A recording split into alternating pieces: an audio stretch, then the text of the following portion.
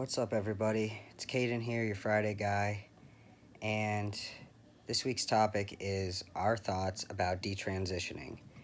And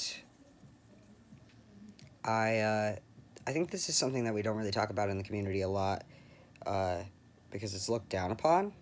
But in some ways, I don't think it should be, and in other ways, obviously, there's always going to be a center core of our transness that is kind of offended by people who detransition and who feel like we're being invalidated. However, I don't think that that's for us to decide. I think that there are hundreds of thousands of reasons why people would choose to detransition. And a lot of the times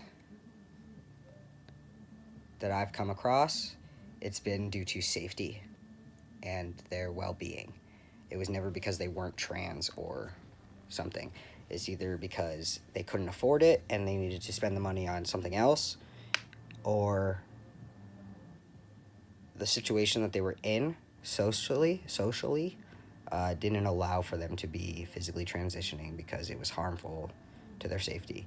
And I think that's a huge issue that needs to be addressed, because if somebody has to physically revert back to their old selves, who they don't feel like they identify with, just to be safe, I use air quotes on that because there are two sides to that, because they're going to detransition to be safe, which in turn is going to cause them to be suicidal or depressed or anxious or any of those things that come with us not being able to live as our true authentic selves. As far as the money goes, that's also a huge issue that needs to be addressed.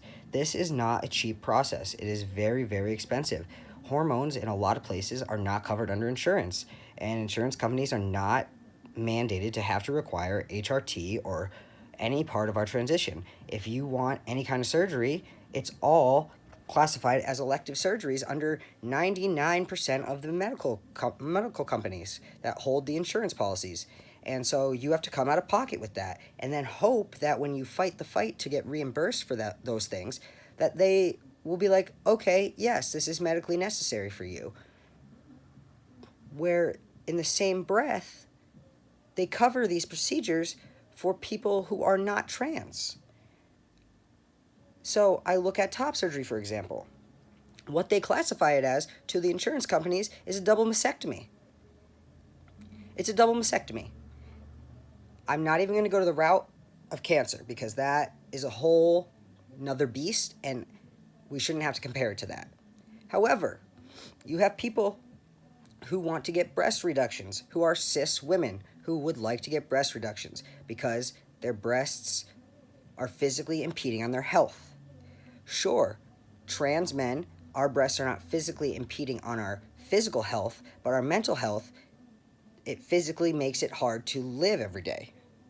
And from us binding, that impedes on our physical health. So the same rib, back issues that we have as the cis women who need breast reductions because their backs can't handle it or their spines are being too contorted due to the weight that they're carrying, we also have those same issues due to us trying to hide our chests.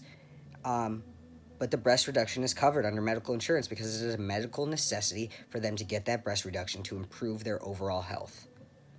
Sure, some companies may not cover it at 100%, so they may have to come out of pocket for $1,000, $2,000. But that is way better than our coming out of pocket for the anywhere upwards of 5 to 13 grand is the highest I've seen somebody pay for a top surgery.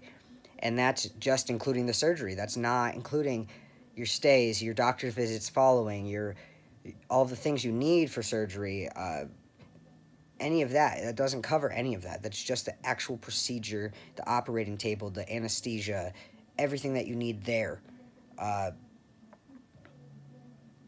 And I think that's unfair because, sure, the impact for the breast reduction of a cis woman who is carrying too much weight, sure, spinal problems, scoliosis is a problem, uh, posture issues, neck problems, things like that. Their ribs uh, moving out of place, slipped discs, herniated discs, serious issues. I understand that.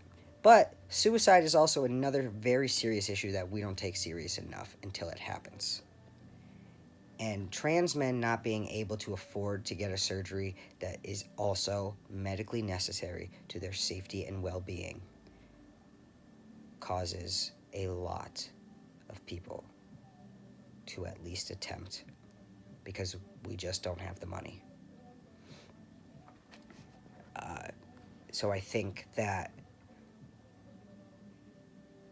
our view on detransitioning needs to be that before we judge somebody for detransitioning and telling them that we have a problem with that because it's making the trans community seem like a hoax, I think before we do that, we need to really sit down, figure out the reasons why they're choosing to detransition, because detransitioning is just a big of a choice and a decision, and is just as big of a priority and a strain on your mental health that choosing to go through the medical transition would be, because you then have to tell everybody that you already told that you were transitioning, that you now no longer are doing so.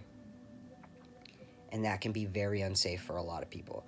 And I think that if we look at it that way, it becomes less problematic for people to detransition, and it gives everybody an open line of communication to say, hey, I detransitioned because it was what was best for me in that moment.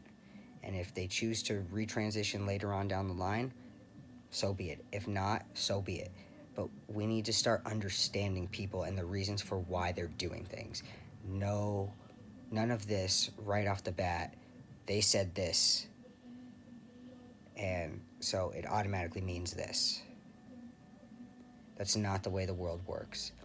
And I think if we start with that in our community, within ourselves, doing that, it will make the whole process a little bit easier, because then that will spread to the cis community that detransitioning isn't always a bad thing, because it's seen as a very terrible thing, and I don't think that it should be.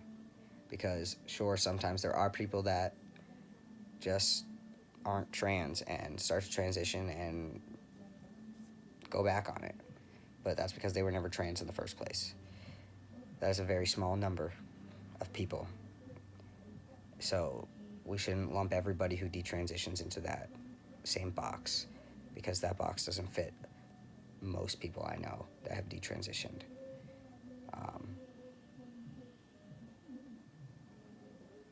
It's none of this is easy.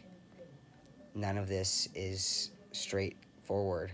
All of this is a huge undertaking for somebody. And we all know that. As we go through our transitions, we learn that more and more.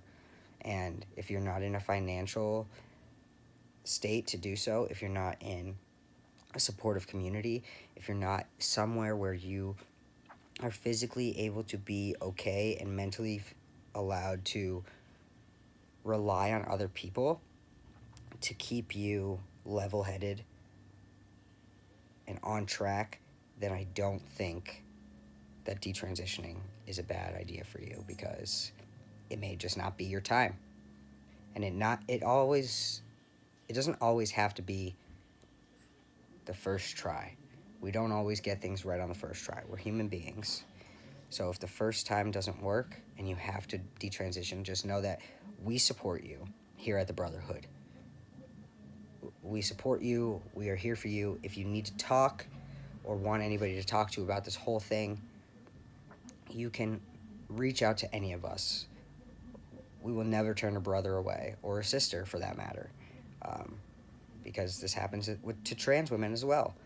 And I think that if that is a decision that you had to make, I think that you are one of the bravest people on this planet, because that is a tragic and extremely hard thing to have to tell everybody after you've already started. And we're proud of you.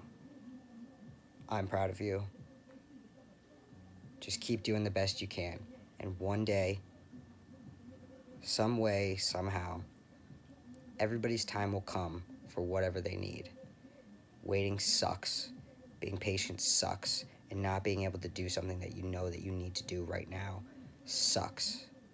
However,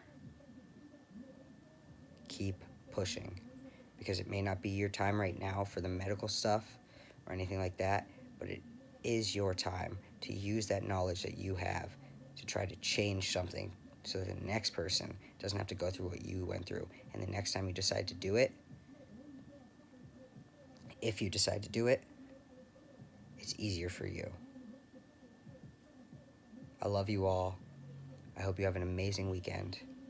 I hope you've had an amazing week. If you need anybody to talk to, reach out. I'm always available. I'll talk to you guys next week. See you then.